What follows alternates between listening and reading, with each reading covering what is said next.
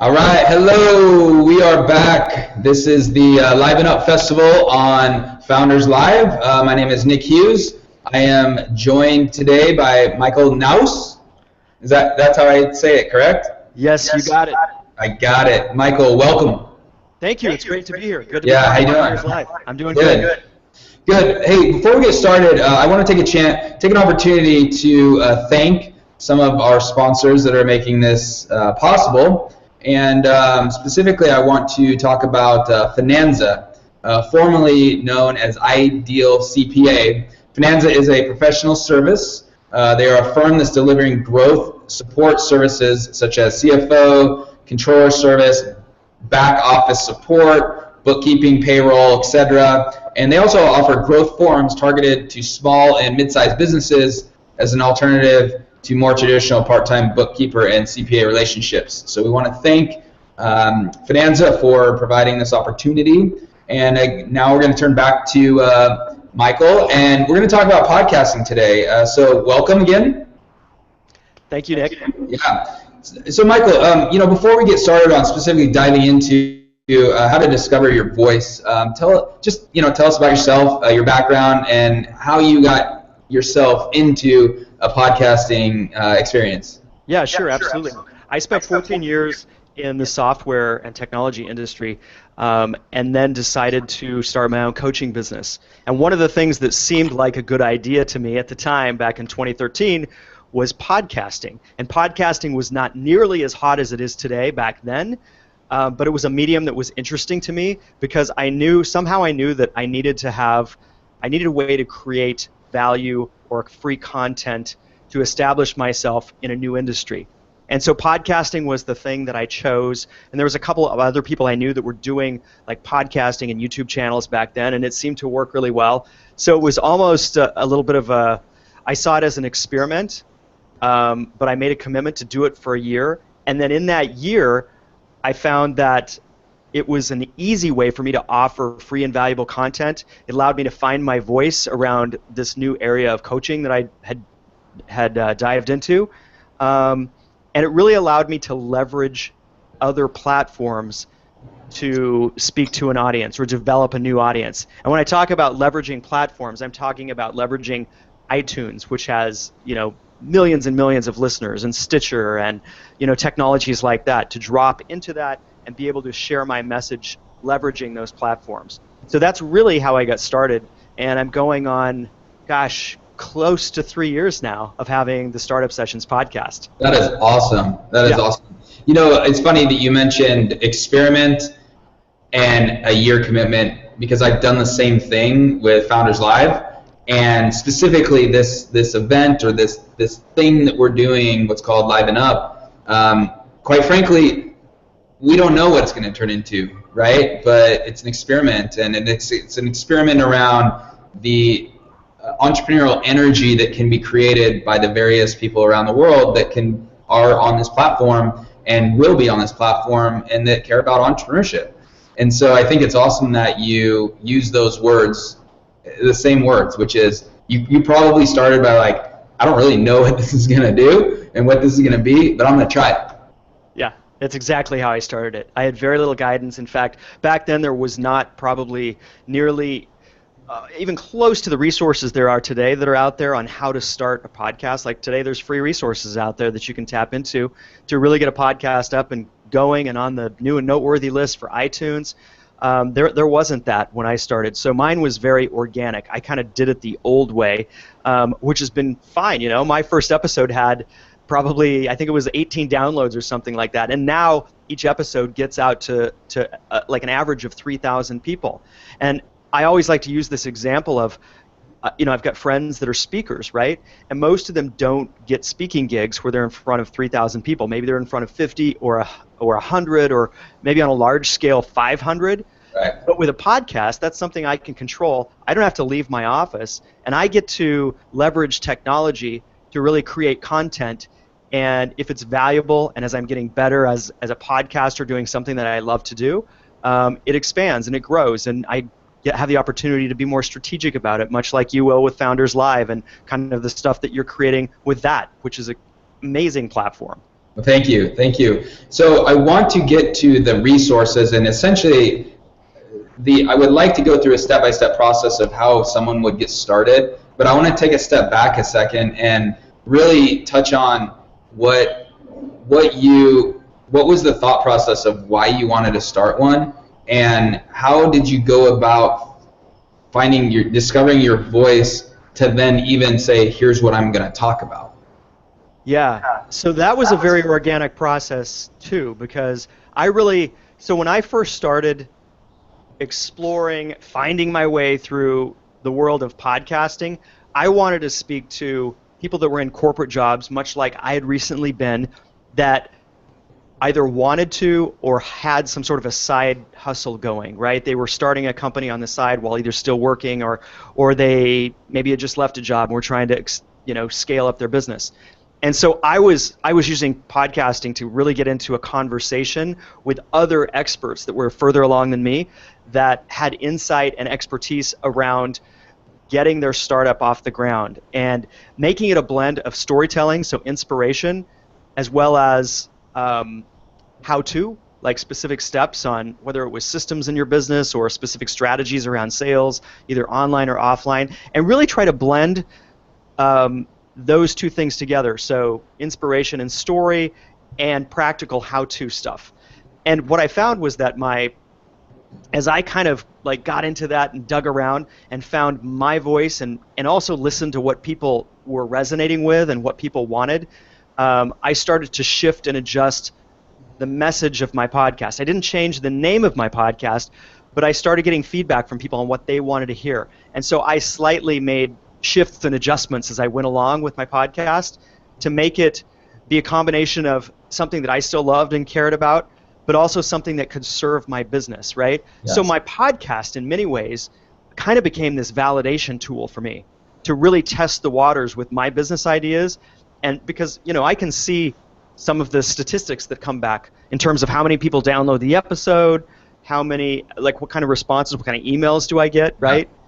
So it really was this tool, and still is to this day, this really powerful tool that allows me not only to get my message out, but kind of inform like what my audience is responding to and what they want to hear, so I can stay on the cutting edge of business and who I serve. Okay. Yeah, and so what was the insights that you had learned from your listeners that you basically adjusted, and not call it pivot, but you shifted around a little bit?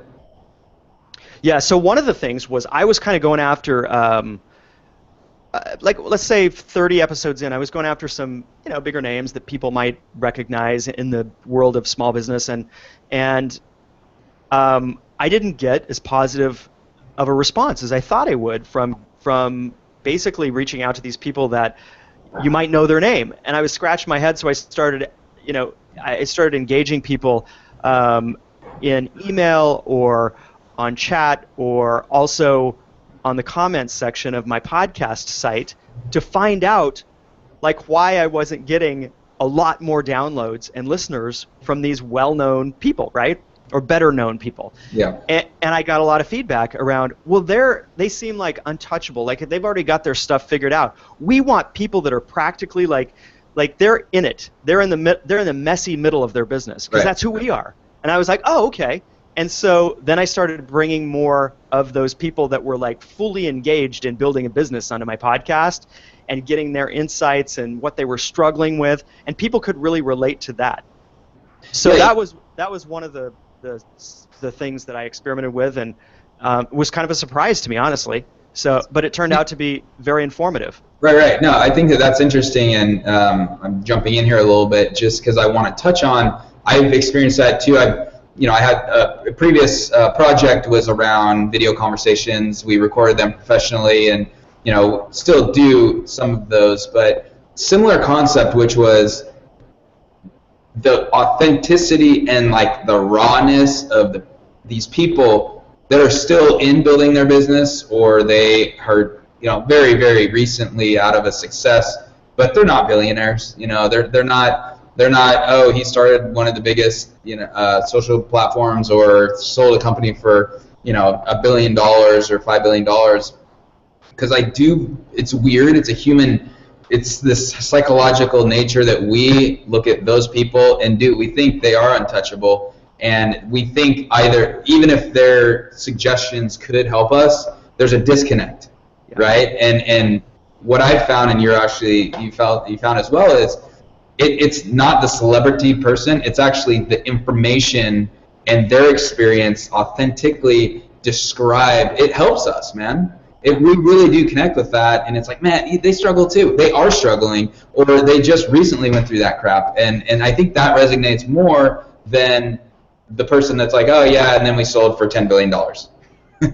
Yeah. I mean, that's great, and that's part of the other end of the cycle, right? Yeah. But my audience wasn't like that. I mean, there was an interest level there, but the day-to-day content that they wanted to hear was that person that was trying to grow, a $150,000 business to $1 million business, right? How do I scale that? How do I close that gap? Not the person that exited with whatever, the big exit story. Those are cool, those are fun, but from a practical perspective, like I needed to really get in there and get gritty on some subjects that my listeners wanted to hear. Yeah. And I thought that it would be the people that had made it, right? But what I found out was those are great inspirational stories, but we want more of the day-to-day, like gritty people that are just right in there, right? Because we can learn lessons from, and honestly, like that makes us, I think, feel a little bit better. Those people are more relatable, right? That's an absolute. I find the same thing. So let's walk through your taking the idea. Oh, I'm gonna do a podcast. What was the first, second, and third steps of literally laying it down, getting the website, like getting this thing together? Yeah. So my first thing, and it was recommended to me. I reached out to this guy in St. Louis that had a podcast and a web show. And I reached out to him because I'm a firm believer that, success leaves clues, and I don't try to reinvent the wheel myself when smarter people have gone along before me and figured some of that stuff out. So the first thing that I was encouraged to do was really figure out, like, what is my objective with a podcast? Because if you don't figure out your objective, you're really it's kind of like a hobby, right? And we're all busy entrepreneurs and founders, and we've got better things to do with our time than hobbies that suck up our time.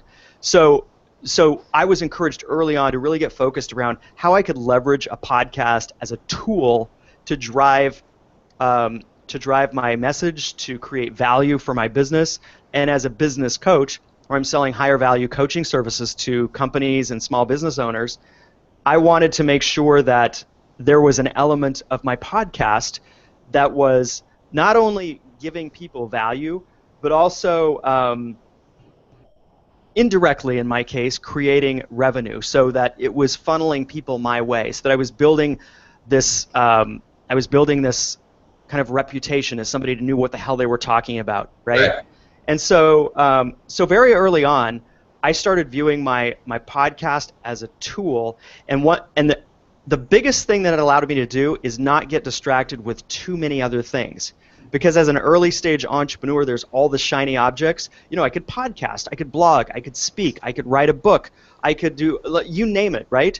And so knowing that I wanted to strategically use my podcast in a way that was valuable to my business allowed me to stay focused on that experiment. In other words, I wasn't doing a bunch of other stuff. I was building a business and talking to potential clients, and I was podcasting, and that was pretty much it for that first year. Right. And how did you determine that was the one thing to focus on? Well, because this is kind of a really bad answer, but it was the thing I was furthest along with, and I was having fun with it, honestly. Yeah. I thought to myself, and I still think to myself, how cool is it that I have this tool called a podcast that gives me a great excuse to reach out to someone else versus, a cold email or, trying to pick up the phone and get somebody's attention, right? It's a very captive thing. Like, I'm reaching out to someone with a purpose to interview them, to talk to them, to talk business strategy, to highlight them with my audience, and at the same time, get me exposed to their audience, because that's something that I get to do with a podcast, is ask that everybody that I interview shares the content on their platforms, on social media, with their email list and their newsletter, whatever. And so it got me a lot of exposure that I would not have otherwise gotten early on. So it was a very leveraged thing. The more I got into just like sinking my teeth into, okay, podcasting, this is going to be my thing. I'm going to hitch my wagon to this because, I mean, it was an educated decision, I feel, because podcasting, I saw some momentum happening, and I was really enjoying it, honestly. Like, it was super, super fun for me, and Yeah. it was working. That's great. And what program or how are you recording the podcast? Walk us through that. How did you discover the program to actually use to record your conversations? Yeah, so at the time there was this free, it's probably still out there, it was a free it was a YouTube thing that this guy named Pat Flynn had created. I think it was 6 or 7 modules on how to set up a podcast. And so I basically set aside a weekend to walk through all of these different steps on how to go into iTunes and set up all this stuff. And, you know, it was comprehensive enough to get me started. And I actually started a web show and a podcast at the same time. So my first 50 episodes were on YouTube as well as on iTunes and Stitcher, and because I was just trying to leverage as many platforms as I could. And then I got feedback again from my people from my audience that were listening that we are not going to sit and watch a 45-minute interview with 2 people, right? That's just like, honestly, it's boring. Yeah. I'm not going to sit in front of a computer and do that unless I'm like Gary Vaynerchuk or something like that, right? So I cut out the web portion and just focused on audio, and that's one of the best decisions I ever made. But the actual platforms that I use when I was doing the web portion, for anybody who might be interested in that, I was using ScreenFlow, which is for the Mac, right, to capture, and I love that software. And I love that software. I use it today for like short video things, but I no longer use it for the podcast.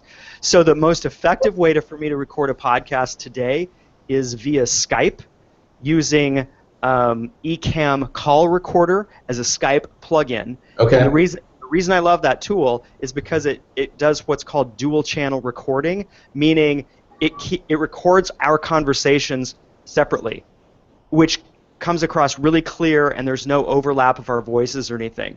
That's awesome. Yeah. Yeah. My second favorite, and I've got a note to do some research on this, but the reliability of communications is actually better through a company called Zoom. So just using Zoom meetings, that's like my backup tool that I use. And this morning, I recorded a podcast with someone, and Skype was just like not working between the two of us. So I just fired up Zoom and we did it that way. And the recording won't be quite as crisp because Zoom doesn't have a nice dual channel recording plugin. But it's great. I love the technology. I love Zoom, and it works really well. But Skype is how I record today. And then when I used to do my own editing of the podcast, there's a free tool out there called Audacity. And it was an easy tool for me to learn. And I could basically just, take my audio recordings, dump them into this software called Audacity, and create a little intro and record that, and create an outro and record that. And since I've moved on, so that I basically hire out the production of my podcast. So all I do now is reach out to guests, do the interviews with the guests, and then drop an audio file, send that off to my podcast production team. So you started on your own, but you realized, wow, I can delegate all this. Approximately what budget would be required to leverage a third or an additional party like what you're doing now? Yes, so good question on the budget. So here's the thing. I would say there's really 3 tiers of services available to outsource podcasting, and the first one is simply outsource like the audio, someone cleaning up the audio and getting the audio quality super, super good, because that's the most important thing for a podcast. You have to have amazing audio quality, so you have to have a killer mic. You have to make sure that your guest on the other end ideally has awesome bandwidth and that they've got a headset mic on. So I do some prep before I get on the phone with my guests to make sure that they're all set up. And then I send off the file to my audio guy, right? But having an audio service is the most basic service that most podcast production companies will offer. Totally worth it, and that's probably around like $50 an episode is what is probably an average for that. So, pretty reasonable. The next level of service would be having someone actually take your audio, improve it, and then maybe actually get to the point where they add on the intro and some music and an outro and kind of wind down the episode and put some music on the backside of it and make it fancy, right? And that's probably going to be somewhere between like $80 and $150 an episode. Okay. Are you guiding? How much guidance do you have with the music, and are you sending them audio files, or are they like, hey, we have this, what do you think? Yeah. So good question. Most people that are in that business that I would recommend, like, they're directing you through that process. They're saying, hey, we'll send you, based on the vibe of your podcast, do you want, what kind of music? Do you want it more upbeat? Do you want it chill? And they'll really guide you. They'll send you 5 song samples that aren't trademarked, right? And they'll say, okay, kind of give me a feel of which one of these you like. And then they'll take that, and then they'll do they'll kind of do a mock-up of one of your shows.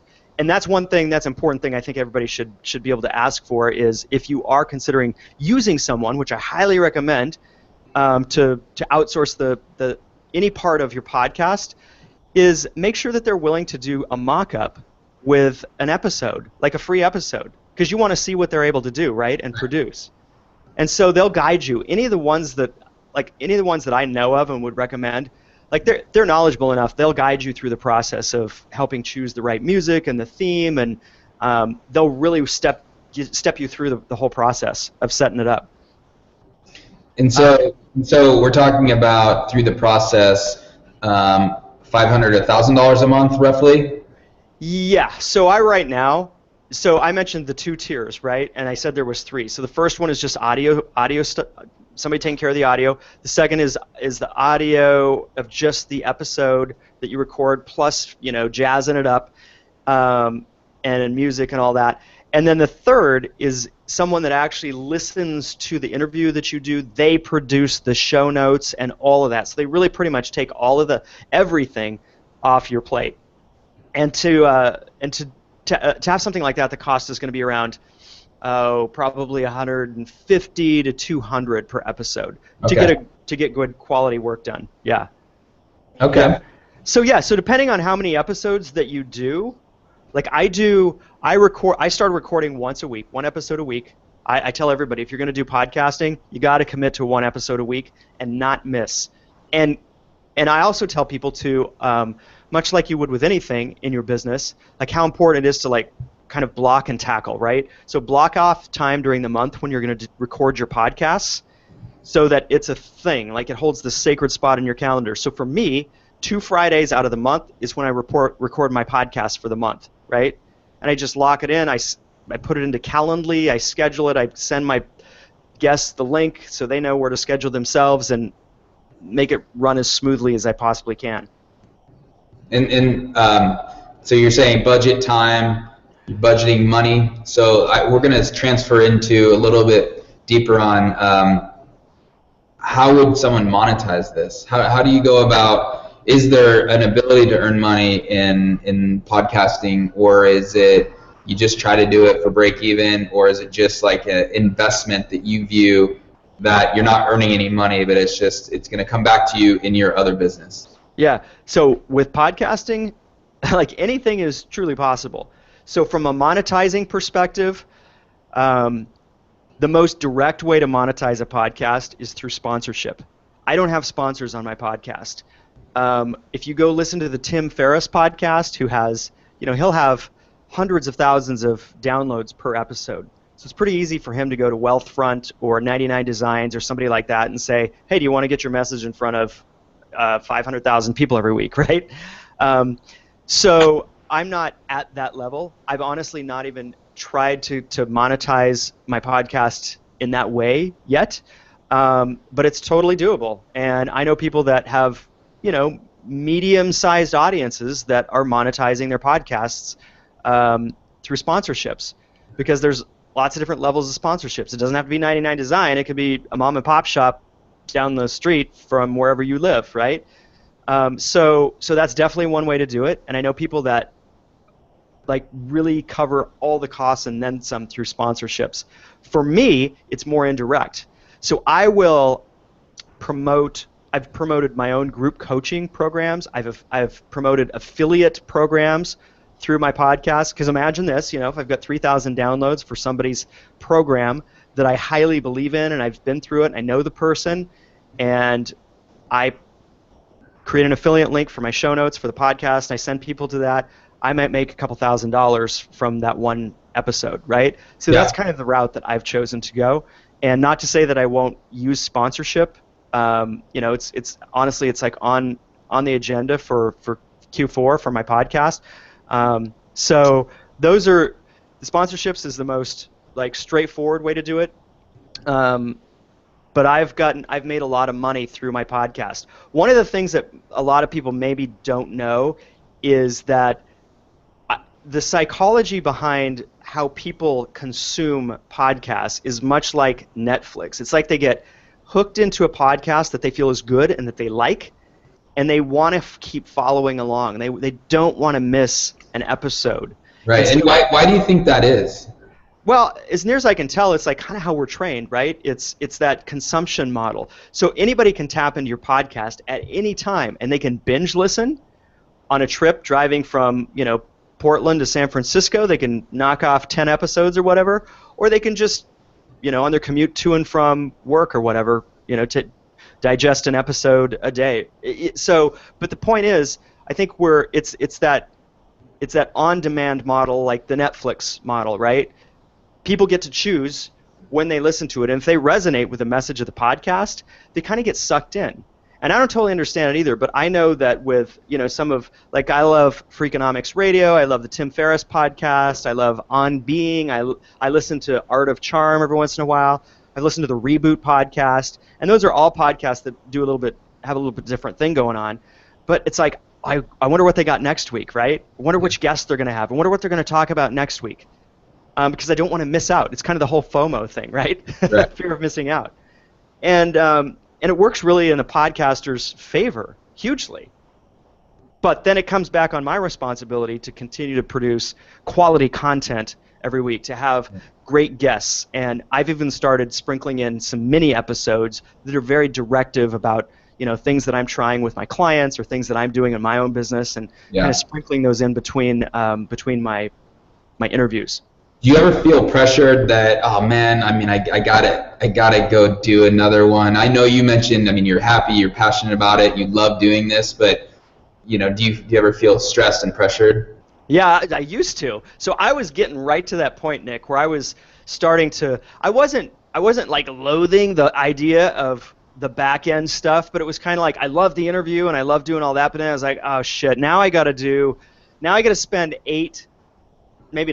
6, 7 hours doing all the like editing of the podcast and putting all that together and doing the show notes and all that stuff, right?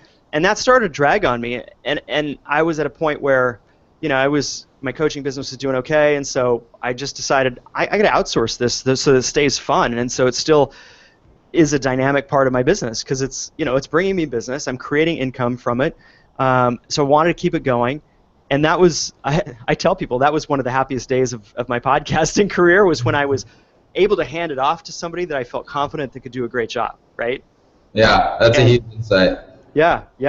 So those guys do a great job. It's, if you go to podcastsmarter.com, Kyron is the guy who runs the company, and it's kind of a boutique. They don't have a lot of clients, but that tends to be the type of people that I look for around services for my business. It's not the biggest, but the people who really add that personal touch. Yeah, interesting. And so walk us through how you looked to get distribution and gaining more listeners. That's got to be difficult.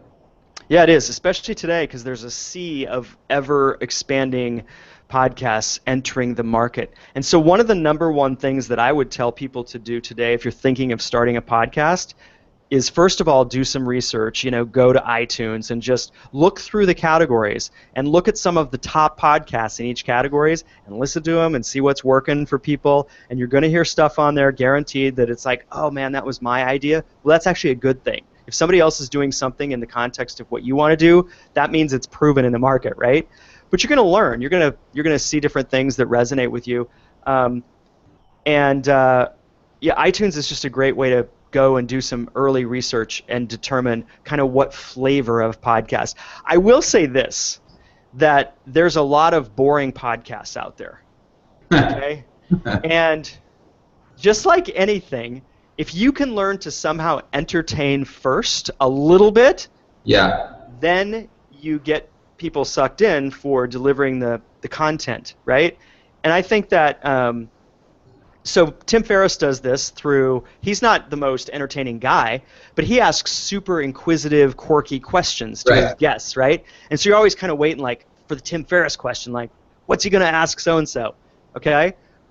You've got like Jerry Colonna on the Reboot podcast, and he's this startup guru that has this Zen Buddhist background, and you're just like waiting for this whole thing to unwrap and see how long it's going to take for the startup founder to actually like break down, and when he's going to help them resolve that, right? No, I think when we met a couple months ago, we talked about this, and man, I'll tell you, that is one of the handful that I listen to very, very consistently, and I share your same opinion, which is there is something about that podcast and the way that he's essentially coaching this individual and working with them, and you feel like you're getting helped too, right? Yeah. And you're feeling like you're taking a dive deep in what he calls it's self-discovery, or it's self whatever he calls that,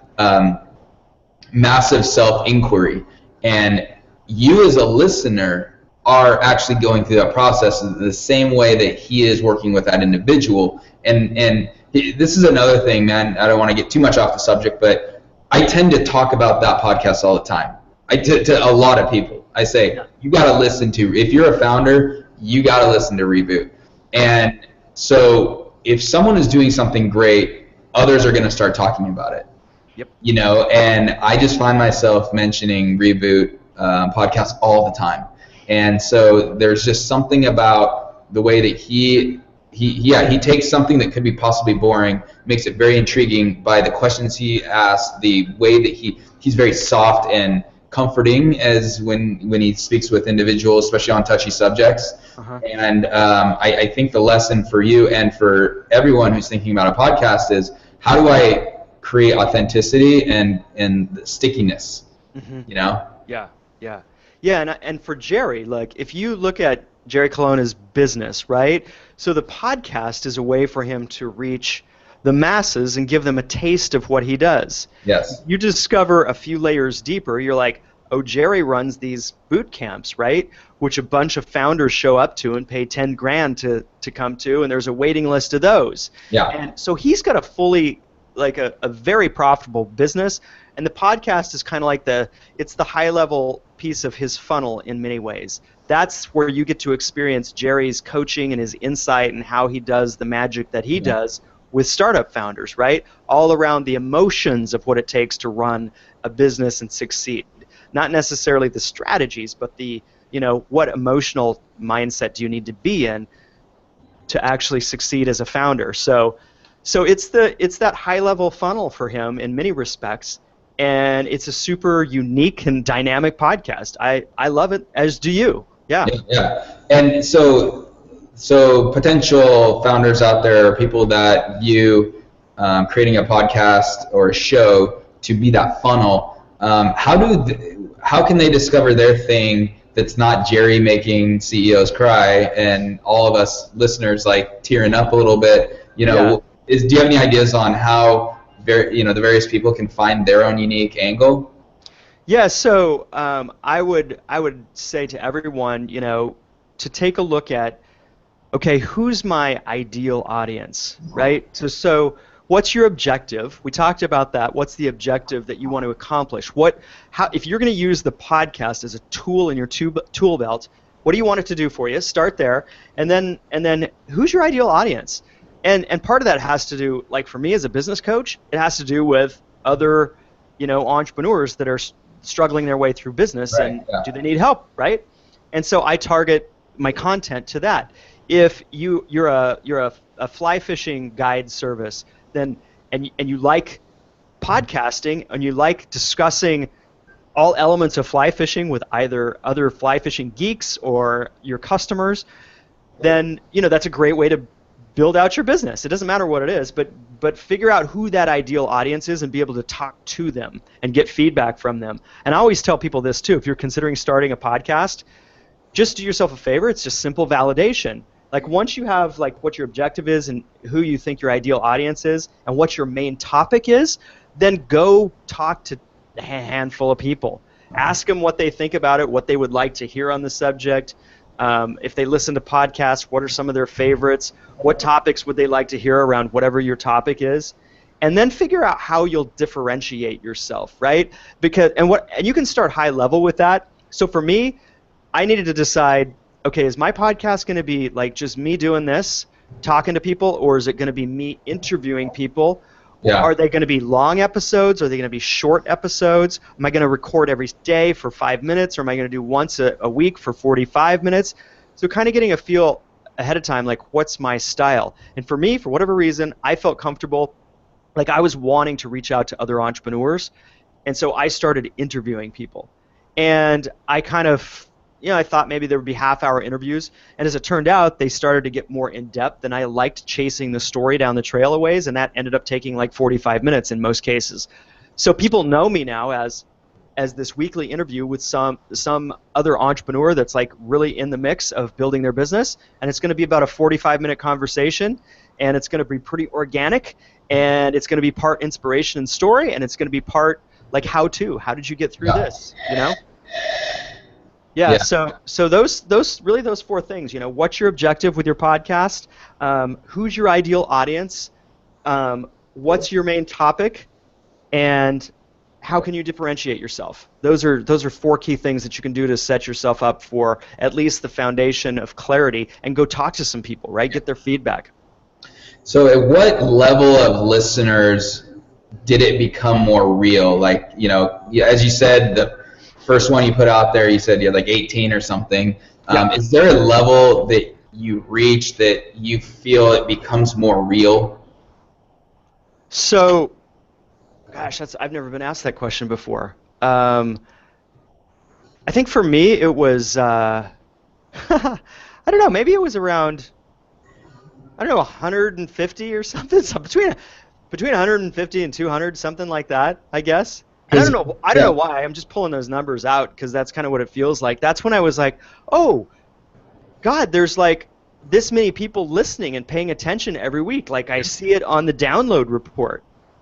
So that was when it kind of got real for me, and I started to feel a little bit of a responsibility to like really maybe up my game on my content a bit.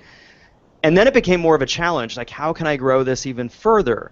What can I do? I'm always experimenting with my podcast too, right? So at the end of my podcast, sometimes I'll end it by challenging people to go to iTunes and rate my show and telling them why they need to do that and why it's important to me. Sometimes it'll be an affiliate with some program I really believe in. Other times it will be a challenge to have them email me and tell me what their thoughts are on this subject that I just covered with this guy or this woman, right? So I'm always trying to like mix it up and get better. Yeah. And I think that's what you've got to do if you want to do, if you're called to do a podcast. Yeah.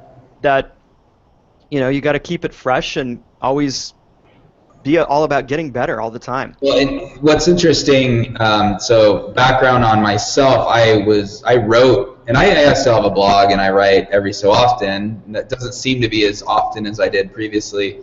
But, I wrote, and to me, writing consistently, maybe once a day, 3 times a week, you start to cycle through and you actually get better, right? You realize you start editing yourself better, your flow of words and how you piece together things.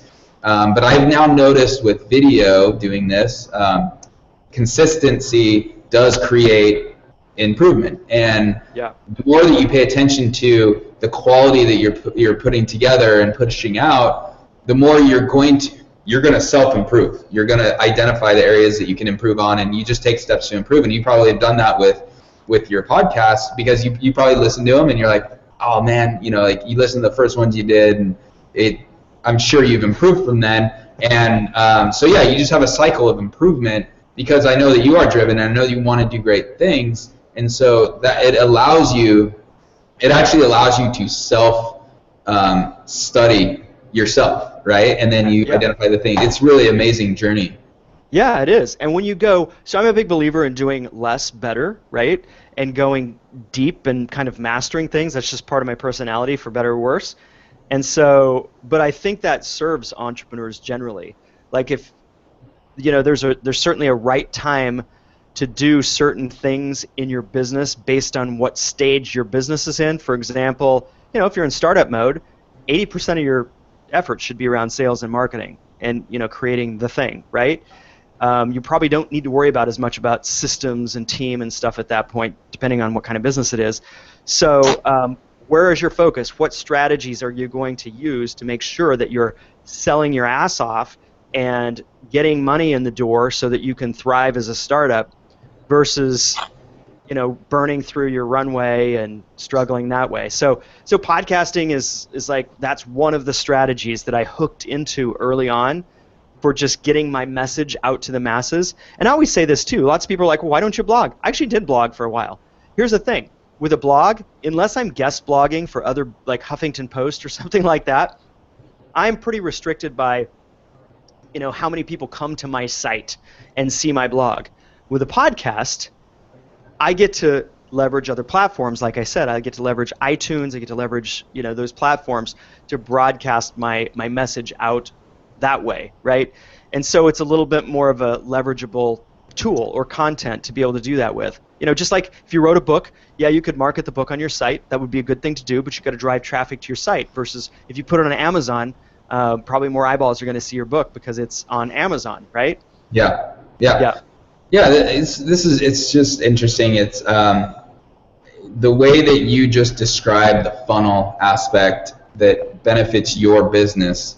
I see this applicable to many different companies, many different people, right? Mm-hmm. And I think that I would encourage our viewers and members on Founders Live to really think about what's their special, unique unicorn, to bring up a previous conversation with Heather Wild, finding that unique unicorn, but then coupling it with finding your voice, whether it's a podcast or you can have a voice through writing and blogging as well. But creating some sort of funnel that you're providing value for free to people, and then they can step through to the next level if they want to do more business with you, right? It's literally, I'm not going to call it free marketing because you're actually investing some money every month on it, but it's a hell of a marketing tool, and it value add to the entire ecosystem to then at small percentage funnel in to possibly being your clients, or for someone that has a startup business, maybe they purchase your product or whatever, right? So I think it's an absolute killer tool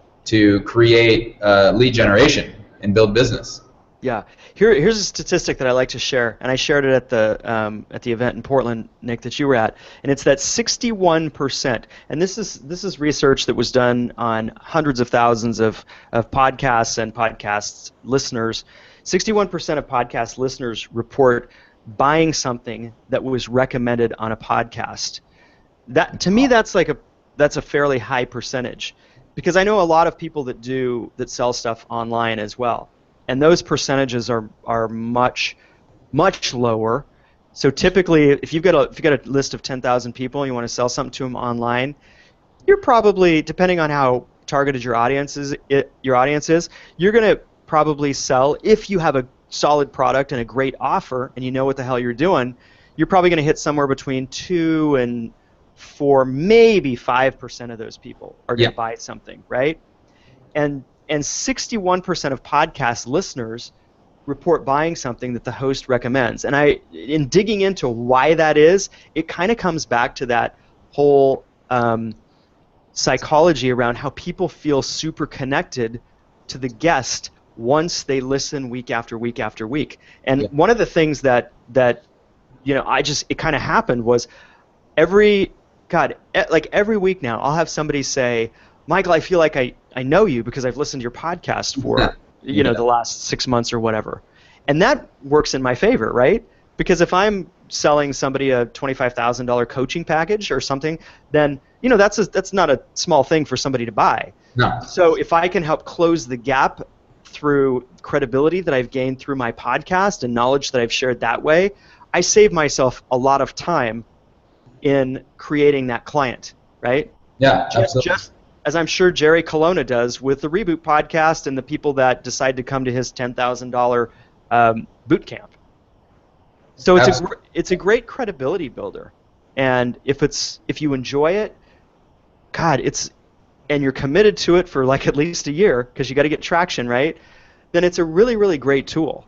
Like I am so happy that I stuck with it because it's paid off in huge dividends, monetarily and otherwise, and it's been a great way to leverage my message out to the masses. Yeah, that's amazing. We're about done here, but I have a few kind of random questions I want to run by you. Describe your morning routine and why you feel like it prepares you for the day. Okay, cool. A great question. I love this question. My morning routine, and it's not always this way, it's not always perfect, but in an ideal morning, I would get up, I would meditate, and this is new for me. I haven't never been a big meditator, and I've just kept hearing it over and over and over and over and over. I just heard a podcast, in fact, where it was like 90% of the top traders on Wall Street at these big firms, like the one common thing that was shared between them and their performance was their meditation. They're all meditators. Yeah. And so I'm recently spending 10 minutes meditating in the morning. Hey, you and me both, man. I started about a year ago, and it is like, it's amazing. Yeah, there's something magic about it and how it gives me the capacity to like focus at a deeper level throughout the day in whatever I'm doing. So I don't understand it completely, but it's working. That's so great. And so after that, what are you doing? After that, I'll typically read. The book that I'm reading right now is a book named Grit, which is a fascinating. Like I always tell about the books that I'm reading, and it's all about like that, especially for founders and entrepreneurs, that it's actually more tangibly. There's all this study that's been done by this woman that it's more important to have this attitude of like just doing the thing no matter what. It doesn't matter how smart you are. It doesn't matter like if you have your Stanford MBA or not. Like those things are cool, but what really determines success is your ability to see things through, which she calls grit, right? Great book. So I read. After I meditate, I read for typically like 30, 45 minutes, ideally. Then I will drink a big glass of water typically. I always have water before coffee, and then I have some coffee. And then I go right into, depending on the days, like Tuesday, Wednesday, Thursdays, those are my heavy coaching days where I work with my clients, and I'll go right into coaching. If it's a Monday or a Friday, I'll typically go into like either admin activities or if I'm creating something in my business, creation mode. And I do that like until noon. I block off that time. And I'm getting better about email. Like I generally like to drop in and check email for 30 minutes about 10 o'clock and then get back away from it. Otherwise, it can just suck me in for the whole, like it's such a distraction. Oh yeah. So that's pretty much my routine. I'm an active guy and I like to exercise and stuff too, but that's usually more of a lunchtime thing for me because I kind of had to choose. I could fill my whole morning with just like these fun, luxurious things of like meditation and reading and that, but I got to get to it and get to business. So I kind of block off my lunchtime for going for a run or going to do a yoga class or something like that. Yeah, you start your day well. I have a similar concept, but it's waking up, it's meditation, it's coffee, it's reading, and it's exercise. And if I can hit those four by the time I'm walking out the door to go get work done, I feel like I'm not only more alive, but I've hit the areas that are important to me, and I can now get work done and not feel like I'm just like barely like surviving or like treading water, Yeah, it's all about the foundation. It is. Yeah. Okay, so last question, man. Who has had the biggest impact in your life and why? Biggest impact on my life and why?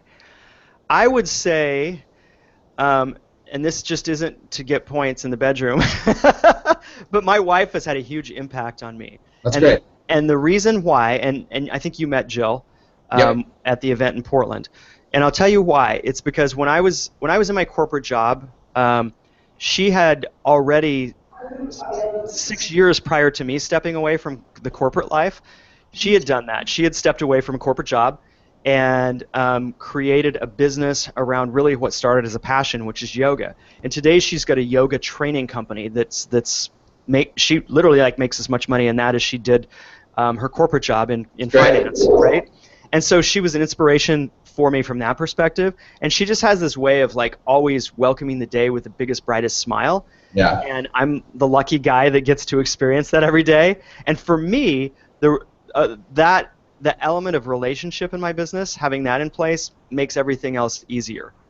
And so she's a very loving and self-accepting person, and it also accepts me however the hell I show up every day. Right. And so that makes me feel better about being able to show up for my clients and run a business and do the things that I do. So yeah, it's Jill. Jill. Well, thank you, Jill, and this is great. I want to say thank you again, Michael. Where can we find you? You can find me at thestartupsessions.com. You'll find the Startup Sessions podcast there under the podcast tab. You can find the Startup Sessions podcast on iTunes as well. For anybody that has any questions about podcasting or business or just wants to chat, have lunch, whatever, I have set times during the week. I do that kind of stuff. I'd love to catch up. You can email me at michael@thestartupsessions.com. Oh, this is great. This was incredibly stacked full of like so much like knowledge. I really appreciate it. We here at Founders Live and the Liven Up Festival appreciate your time. This has been great, and I want to say thank you again to Finanza for the sponsorship, and then also WeWork for housing this great this great festival and me here in Seattle. So signing off. Thank you, Michael. Thanks, Nick. It was a pleasure. Super fun. See ya. Take care. Bye.